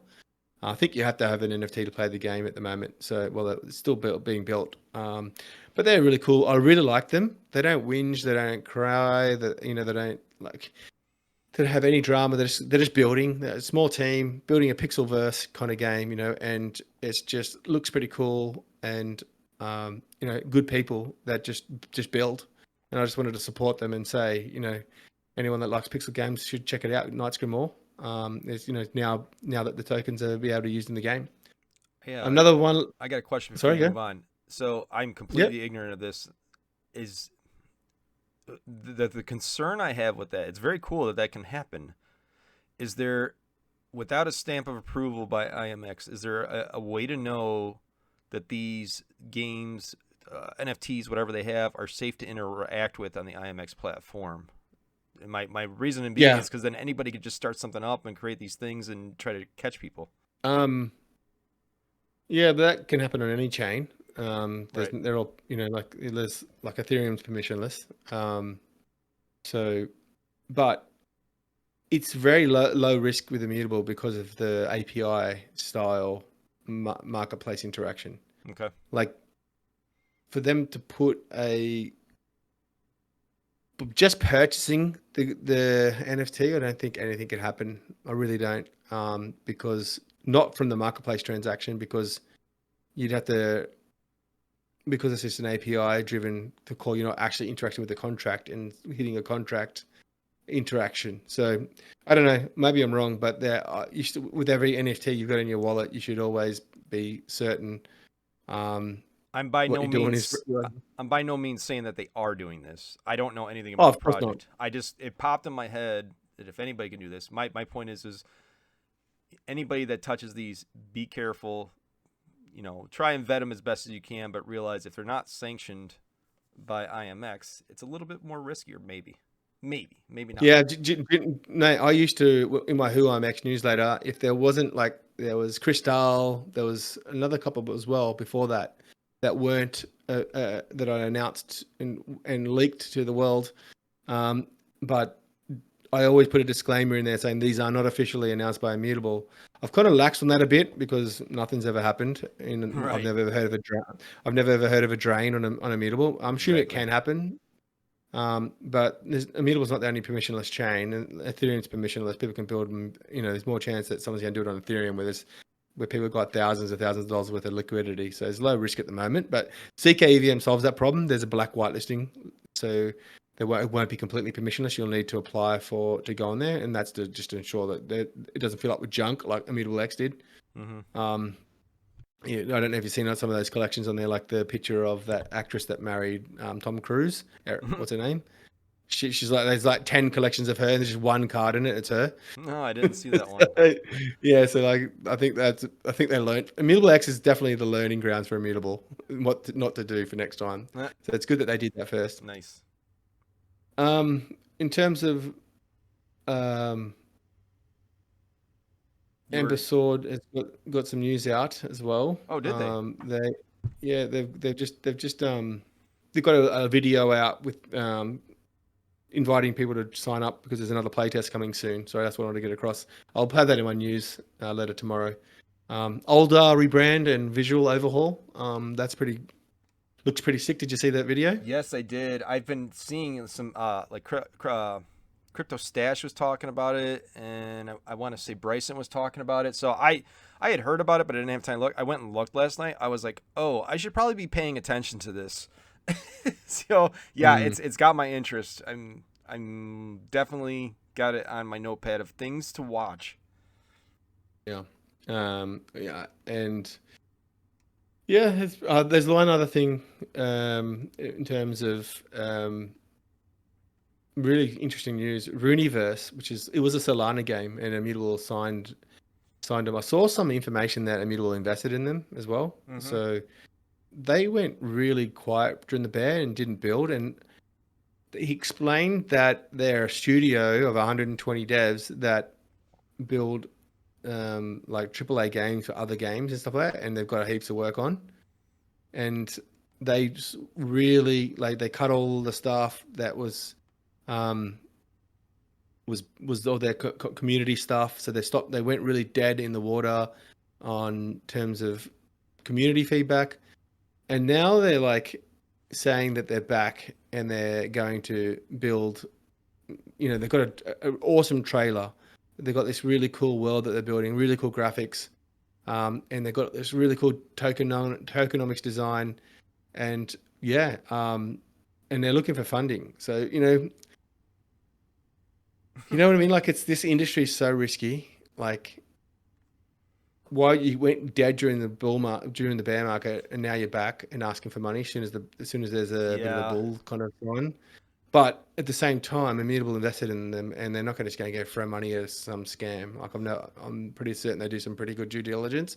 And it makes sense that maybe they lost They said they never went to zero in terms of development. They've been building the whole time, but they did scale some stuff to work on other projects that are making them money, which makes sense. You got to make money as well. So, my point is like if you're going to invest, do some super due diligence in it. It's actual like a VC investment opportunity for Rooniverse, and the graphics are awesome and the video is awesome. I'll have it in my news, link to it. It's really cool. I can't get it to put it into Twitter directly. You'll have to go to the Substack. I was trying to work out how to download the video from Substack, but then I noticed a comment or a flag that where it said video in the code, no download, which so they've set it to no download to be able to not download the video. So well. Yeah, I was actually trying to find them. I don't think I'm looking at the same game you're talking about, but that is a little concerning that they weren't building in the bear. I mean, IMX talks about that all the time. The building in the bear is where some of the most crucial progress is made because you're not distracted by everything else, and that's a little head scratching that they would, take them up. That makes me wonder. Maybe they got something that we just can't see, and IMX has the trained eyes to be like, all right, there's something here. We need to take a gamble on this. No, the studio that they've got is like a Web 2 studio, been around for years. Yeah, and they're building Rooniverse, so that's why Immutable invested in them. Okay. So when it went to bear market, they scaled down, cut all the stuff that wasn't necessary, moved some of the devs out into their other Web 2 projects, and had a skeleton team still working on the project. That's what they've claimed. But to the community, there was no feedback. Their Twitter was the funniest Twitter ever, and it really wound down to nothing virtually. And their Discord had no announcements and no activity. So to the community, it looks like that, but I actually believe them that they're going that's what they did, because you just don't know. Have you heard about how many games companies go bankrupt, mate? Like, it's a cutthroat industry. Yep. There's 10,000 mobile games a month released. 10,000 a month, mate. Everyone goes, oh, there's so much money in mobile. It's the easy path. But mate, it's not. There's only about 160 PC games launched a month, and there's 10,000 mobile. So if you do the math, the chance of success is way higher in PC. So, gotcha. Anyway, yeah. But Rooniverse, I really was impressed with that video. It was like a bit of cinematic, but a lot of in-game stuff as well. It's 2 minutes of just pure, and they're really creative people. So that's why I'm pretty excited about it. Yeah, we'll see what happens. But a couple of last things about the shorts would have been is a couple of playtests. Kaizen, they had their token gated still, but they're also offering. They're the ones that got done by the SEC and had to pay like a $6 or $7 million fine and offer refunds. So they're now in this phase of offering refunds for everyone that holds tokens, these tokens. So interesting to see what happens with that. Eon Rift has got their TCG coming beta. You can sign up for it now. Go onto their Discord and apply for it. And Evermoon has their playtest coming up in December, later on this month. We also have some beta giveaways for Evermoon. So I'm going to post on the Discord in the Evermoon forums under Evermoon. The link to sign up. I think you got to the 12th of December to sign up, or the 7th. I'll need to double check that. Just check the Discord; it'll be written there, but check soon. And you need to check the instructions on how to qualify for it, and it's through listening to us. So make sure you read that. That's a mobile-based MOBA game, Evermoon. It's pretty sick graphics as well. So if you like MOBAs, get in on it early, and it's a reward. And the reward for playing the test is a NFT that means that you will get better drops in the game if you decide to play it. So pretty powerful NFT for playtesting it. Oh, nice. Did you post it on your Twitter for that? I did, but I'm going to put it in. I'm going to put it into the Discord. So you need to join you need to find it in Twitter, or you need to join our Discord to look under the thread under Evermoon to see how to get into it. Nice. But that's it for me on the short news, mate. We're done on the short news for today. Fantastic. You did a great job. Yeah. I just looked at what's next. This guy. I'm gonna crack my neck. What an absolute joker. Seriously. How unprofessional can you be? Seriously. It's disgraceful. Absolutely disgraceful, this guy. Well, I gotta walk you back a little bit here. I'm gonna be a little bit positive. I don't have a man crush on this guy. You do, liar. I don't have a man crush on this guy. Slight man crush. He did follow me though, so that was pretty cool. But I would block him if he followed me. We're talking about Paull Barron, of course, people. Yeah. Paull Barron. So the tech guru that knows nothing about tech. I've been watching him for a while, and he's been around for a while, and he runs a very professional podcast or stream, whatever you want to call it. He does. Excuse me. He runs the perception of a professional stream. Yes. Well, the background looks great, and the way he dresses, and just the way he can babble on. But as a technical person, he knows nothing about tech. Nothing at all. I'm not going to say that. I promise you that. I promise you. No, he knows nothing. I'm not going to say that. But his bias is really, really showing. He's literally trying to poach games from IMX. I've seen this before with Wagme Games. And I was like, is he trying to poach them? And he put them in some uncomfortable questions, I could tell. And then I was like, maybe I was misreading it. But this one was for sure. He interviewed Dan Warwick, I think it is. I hope I didn't butcher his last name. He's from he's one of the head guys at Alluvium. It's Grant. There's the three brothers that run the game. Oh my god. You're talking about who he interviewed? Yeah, Grant Warwick. I hope I didn't butcher that name. I hate butcher names. I'm terrible with names. But anyway. I'd say it's Warwick. Yep. Yeah. So he interviewed him, and not too long after the beginning, he went into this talk about IMX being in walled gardens, and he was really trying to bait them into them wanting to go into other chains, and he was specifically talking about Solana. And we know how big Paull Barron is on Solana. It's all he talks about anymore, and that and Avalanche, but he's really on the Solana warpath. And I'm not bashing Solana at all. I want to learn more about Solana. They have some really cool apps that are building off of them. Very, very interesting apps. From what I can tell, it's still very fast. It's still very cheap. There is some questions about security because they haven't been out long and they had problems in the past. But he was literally trying to get them to think about going to other chains and getting them to say it on his interview, and Warwick wouldn't talk about it. He's like, I'm not going to really talk about that. And you could tell there was a level of uncomfortability there about it. And I have more thoughts on this, but let you talk about it first. So I'm telling you now, he doesn't have much knowledge about it. It's a very surface level of tech knowledge he's got. Some of the things he says are just completely wrong.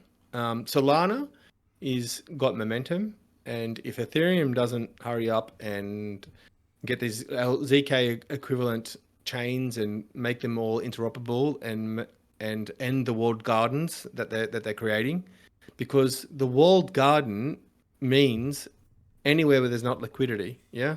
That's what he's trying to say. There's no liquidity because it's its own little world. Well, like it's not interoperable. Well, he doesn't know that actually you can send any NFT from Immutable X onto Ethereum layer one. Anyone from any game. You just need to learn how. They don't have the tool to do it. But if you know how to code, you can write a program that will send your NFT to layer one, and people have done it. There are tools that do it, but they're not like open to the world. But why would Immutable create that? Why would they want people to send NFTs to another chain, like when they're not designed for that? They're games developers. Their games are on Immutable. But so Solana is great, but Grant is a designer. His job is to design, like actual graphics designer. Mm-hmm. Yeah, he doesn't know anything about blockchain in terms of how it's integrated. He wouldn't be in the blockchain meetings. I doubt he would. He wouldn't have the time to.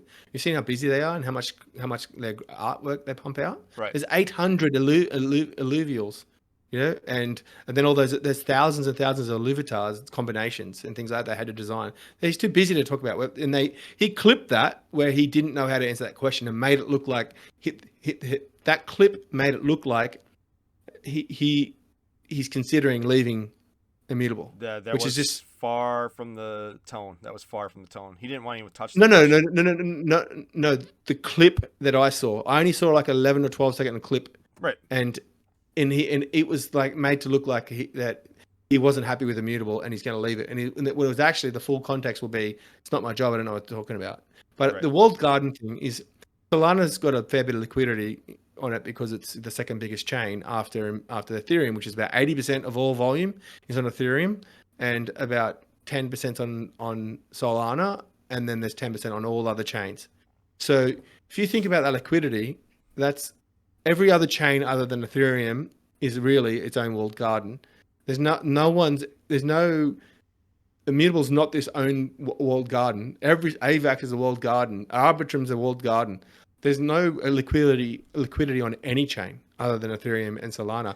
And I actually, since I wrote that post in reply to him, when he wrote the Immutable X is a walled garden, and on that list, and I replied to him, I went and looked at CryptoSlam.io and looked at the top selling collections of all time. Illuvium's done $20 million on a game that's not out yet. Yeah, there's been beta, but it's not out yet. They're not integrated into the game.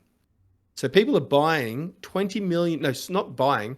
Secondary trades, $20 million on a game that's not out. There's no other game that high on the whole. It's about 400th, or maybe, yeah, about 400th in the top, between 300 and 400 somewhere. It's listed as that number of secondary sales.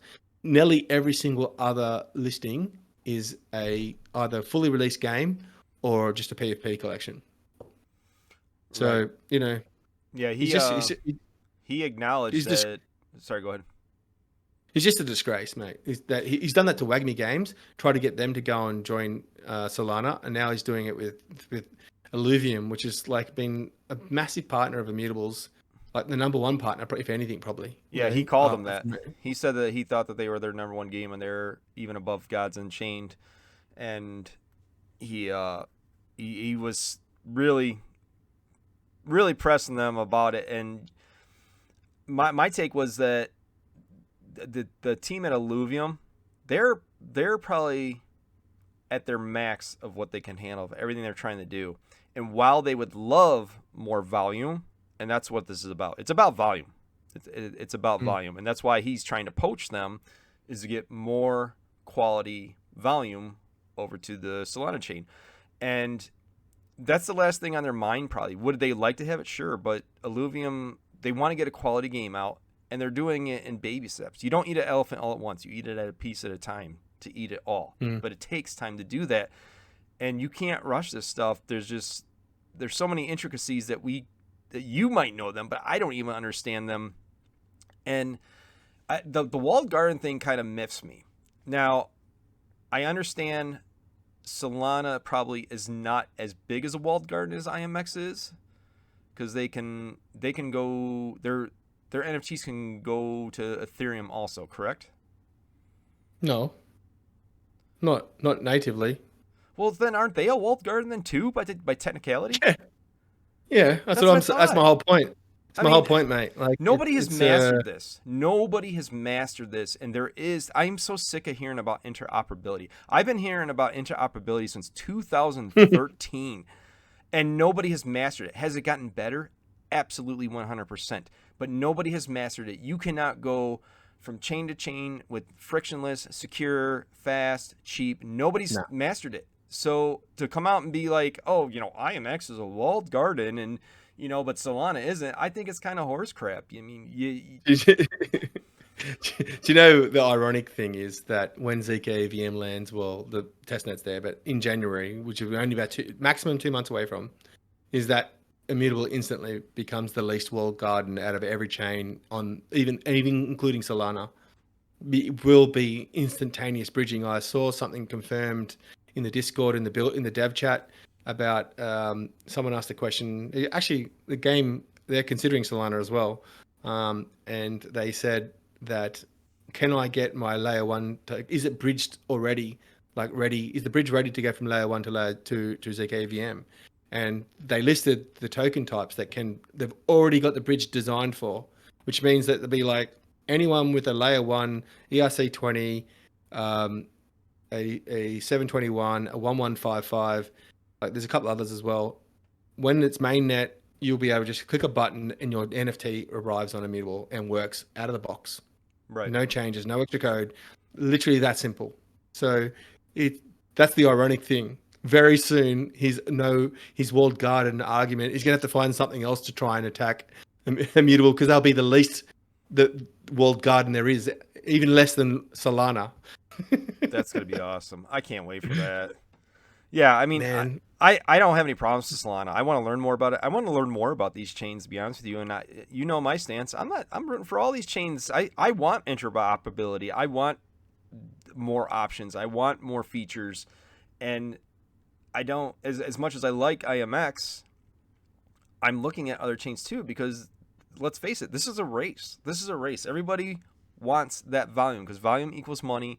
Money equals more ability to develop your product and become number one. And that's what this is about. And I think, like our guest said, I think IMX is the adult in the room. I think they've got the connections. And I'm leaning more and more towards the more important thing right now. We've been saying quality games, you got to have a good game. That's everyone's saying that. I'm so sick of hearing that. But honestly, in my opinion, I'm shifting more and more daily that networking and connections is the more important thing right now. And I think IMX has a leg up on everybody with that. You can see all the partnerships they're making. You can see all the deals they're making. And the pieces they're putting in place where they can't do something, they're going and getting the best people that can do it via third party for them to handle it so that they can continue on. And I think at the end of the day, networking and connections is going to push people over the edge versus a quality game. Not that quality games are not good, important.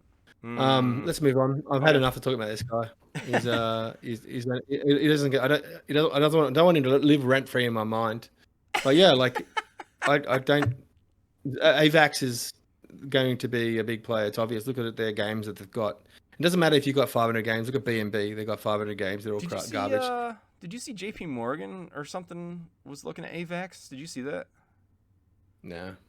That was interesting. I was like, huh? What are they doing looking at them? So it's something to watch. Australia's building a CBDC on AVAX. Mate, they're more than just a games chain. They're big. Yeah. I want to learn more about them too. Yeah, I think, honestly, personally, I really think it's going to come down to Immutable and AVAX as the two leaders in gaming. I don't think it'll be it wouldn't be good to have just one chain, like that everyone builds on because, it's what I mean? Like it's not good for consumers, but I think, looking like Immutable and AVAX at the moment are the big ones, and Solana, I don't know why. I could totally see IMX teaming up with one of these guys, just like they did with Polygon. It's just what IMX does, man. They're all about absorbing and getting more connections, man. I could just see it happening. Yeah. We'll see. Anyway, let's move on. What we got next? Illuvium's not going to Solana, Paul. Sorry, mate. Anyway, multi-chain games. So this is like the last little bit I wanted to talk about. Like, we're seeing a lot of multi-chain games, and there's different reasons for it, in my opinion. Do you want to go into what your opinion is on the multi-game chain? I'll go through some of them actually first, and then I'll ask you what you think. So like Space Falcon. So out of the Immutable games that were announced recently, 6 of them I think were multi-chain. So Space Falcon or Aviatrix, they're building on Linear as well, which is another ZK EVM equivalent chain, and also Polyhedra, which is a bridge. And I looked at it; it's like a bridge to bridge, like to make NFTs multi-chain. Like you don't even know what chain it's on. You just choose your chain and it just works. Or, you know what I mean? Like, and if you buy it looks like it's a tool that makes NFTs, whatever the word is, ubiquitous. I don't know. It's where it doesn't matter what chain it is, but it allows people to use whatever chain they want, and they mix and matches, and it doesn't affect it. So it looks like that's one thing there. Genso, Vulcan Forward, Asta, which is Asta's another Polygon ZK VM chain, just relaunched. And I asked them, why are you doing this? And they're like, well, different chains have different regions strengths, so we're just trying to get to to reach the biggest audiences. And Genso just launched an NFT collection on Vulcan Forge. And then there's FuseWars, where they've got Theta, their favorite chain, but they're also going Immutable. We're thinking we've already talked about them. Maybe don't have the technology to get the game out like they need to. Rave Racer, Venom, they're still got, like, they announced Immutable, and then shortly after they have a token airdrop, the token launch, and they still spew in Venom this. They have an NFT drop and a token announcement a couple of days after announcing Immutable, and they don't even talk about Immutable ever. Then there's Galactico's Manager. They announced ZKVM, and then a week later, they announced Hedera, and they're all talking about Hedera all the time now. Avalon, and then there's Avalon, the MMO, and Dark Country that announce they're coming to Immutable. They're already out, games that are out, and they're both on Wax, and now they're coming to Immutable to do it and announce drops without any information at all about how Immutable is going to be integrated. They're just going to do a drop on Immutable, and they think that that's just going to galvanize a huge community to come and buy. Like, Pixels on a Ronin's different. They left Polygon and moved to Ronin. You know what I mean? They're not on Polygon anymore. They're single chain. These ones are just putting a collection out. It feels like to me that they're just putting out these NFTs to grift into that community, and they probably should have done it on Ronin, because they seem to like that kind of thing. You know what I mean? Like, it's like, we're gamers and we're going to play the game that's a good game. You know, and a drop on just because you drop a party or game set on Immutable that isn't interesting me in the game. I don't care. Like, it's different to these chain maxi degen chains, you know. And then there's Sale Wars that announced Immutable and a few other chains, and then Immutable announced Sale Wars is building exclusively on Immutable after they already announced, and then 2 days later they announced they're building on Conflux. Never heard of it, but it looks like it's a Chinese chain. And then Citizen Conflict's another big B&B chain one, and they've also look like they're integrating Polyhedra again. So again, another story like Space Falcon, like building on a multi-chain. So if you're building with Polyhedra, it sounds like you're definitely staying on one chain. So you've got all these different angles that people are going, like games developers going on for different reasons, and, you know, there's trying to use communities to build your, to chain maxis and degens to get them to buy into your game. Like, the game's out, it's not doing as well as they wanted to, so they announce another chain to try and get more users. And then there's, I think hopefully Rave is building on Immutable still, but I'm just going to put a prediction out there. I don't think we ever see Rave on Immutable. I just got a funny feeling. No. I might be wrong. Yeah. I've gone on for a bit. I've rambled a bit there, man. What did you think? No, you hit a lot of great points. I think you're dead on. This goes back to a very simple thing. Money, aka volume. Everybody's chasing it. They need it in some cases, or they want it. and it's unfortunately it's the lifeblood. You got to have money to keep developing, keep your team paid. They've got bills to pay. I just hope IMX has some form of legal teeth or some sort of financial teeth into these projects that they're bringing in, because my concern is IMX is trying to get volume as well. Let's be real about it. They got to have it too, just like every chain, and they're opening up the doors. They want as many games as possible, because their theory is, and I think it's the right theory, you get all these games in one place and you just need one hit to really propel you. And that's what they're going for. They're going for as many lotto tickets as they can get to get that one hit. But I hope that they aren't inviting into these companies, games, whatever you want to call them, into their ecosystem, giving them tools and information to help them, and then they just leave once they extract whatever they can out of IMX. Yeah. I hope there's some form of, no, you can't do that without paying a penalty, or there's some legal ramifications or whatever. I can actually answer that question for you. Okay. Well, I don't know if it's certain, but doing my little investigation as I do on certain things. I'm not going to say the game. It's completely on Ethereum, and it was announced years ago on Immutable, maybe over a year ago. And I saw just a message from the founder there about how they're not happy about something, because they announced for Immutable X, and now Immutable is pivoted to zkEVM, and their energy is completely on zkEVM, because that's the future, That's the long-term future for Immutable. And so obviously the games that were coming on Immutable X aren't getting the service they thought they should. And the comment was, we've looked at other chains, but unfortunately we're with a contract on Immutable, so not much we can do about it. So the comment was that they have to stay on Immutable because of the contract they signed. That was the message I got.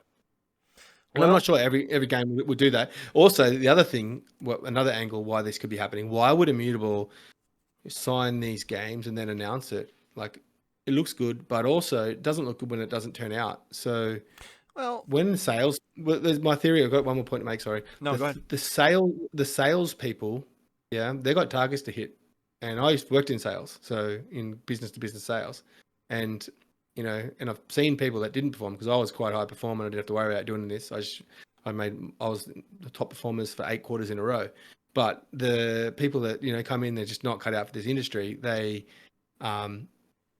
they fudge numbers and they go, yeah, I've signed this game, and it's like, what the language that they use with that game, they bing the bell, we won, we've signed them, but that never come to fruition. But it buys them time, because it looks perception of being doing the good. What were you going to say?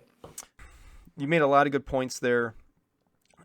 I really think Immutable is going for quantity to get 1 to 3, hopefully 5 hit games eventually, but they need that first one.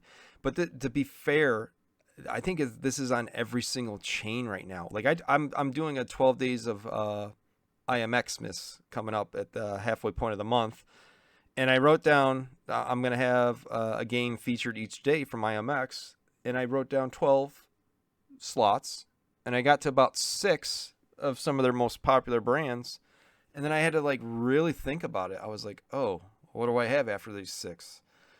And while you are, I can help you out. Yeah, I'm gonna need some help. Of who to go with. There's a lot more than 6, but who is the top of these 12? Yeah. That's who I want to feature. Who's their big 12? And I had to really think about it after the first 6. So my point being is, yes, they have a lot of announcements and stuff like that, but so does everyone else. Well, no. Actually, I take that back. A lot of other companies don't have the announcements because they don't have the connections and the networking, which I've been beating on this podcast about. And so who do you want to go with? Do you want to go with the company that has a lot more chances, or the company that has a lot fewer chances? And for me, that's the selling point of IMX. Yeah, not all of them are going to be hits. We're going to have a lot of losers along the way. That's going to happen. It's part of the attrition of this. So, I think as long as IMX is protecting itself, I mean, they keep going this path, and I can see why the games are doing it too. It's all about that volume and money, man. Hmm. Yeah. Well, I don't know. It's annoying to me. Like, it's like the chain shouldn't matter. You should just build your game and then build with the best technology, and then spend on your money on marketing and trying to make it win. And if it doesn't win, leave. But that's easy for me to say. Oh, I've never created something like this, so maybe they're trying to staying above water just to get your money back or something like that. I'm sure some games do that. I'm sure there are some games that do that, and they go that route. But there's a lot of them that are gonna chase that money. I mean, it's a lot like that in a lot of businesses throughout the world, even outside of gaming, unfortunately. But some make it, some don't, and some of the quality projects that are trying to build that good game on the best technology, some of them don't make it, and some of them do. And it's a giant race right now. It's a very fascinating time here in the West. I like to make this similar to the journey out west when we first started here. They call it the Oregon Trail. It was very popular here. It was a game actually at one point. It was like a lot of people went out west seeking fame and fortune and find new territory, and a lot of people died trying to do it. So only a few made it, and they were prosperous, and that's part of the journey we're on right now. Anyway, that's food for thought.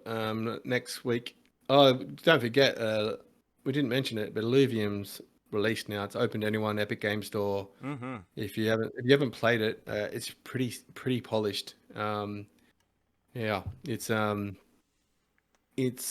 starting to understand now. There's a DJ Sam Withers. He done a video on the mechanics in a really good way, and I now understand the game on what the things are. And I just played the game just then before this pod, and won again because I kind of get it now. So I actually don't like auto battlers, but I'm starting to enjoy it.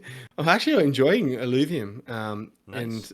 and now I'm starting to understand it. It's definitely, there's a bit of strategy to it, and it's not just the same old. There's so much different variety and stuff that can happen that you've got to be on your toes. So it's quite an interesting game.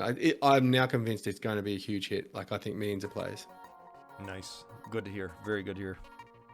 But anyway, that's us for this week, mate. Thanks for doing what you do, mate, and asking the heavy hitting questions and carrying me, mate. I really appreciate it each week. Oh, same to you, man. It was a great episode 20. We had a great guest, great follow up, great talk about the professional that lives in your head, Paull Barron. I mean, no, I'm sorry. I didn't mean all that. But I'm going to make some fun clips out of this, and there's a good chance I'll be tagging Paull Barron. All right, mate. Well, you have a good night. I'll see you in episode 21 in a week's time. You too. Everybody take care. Bye-bye now.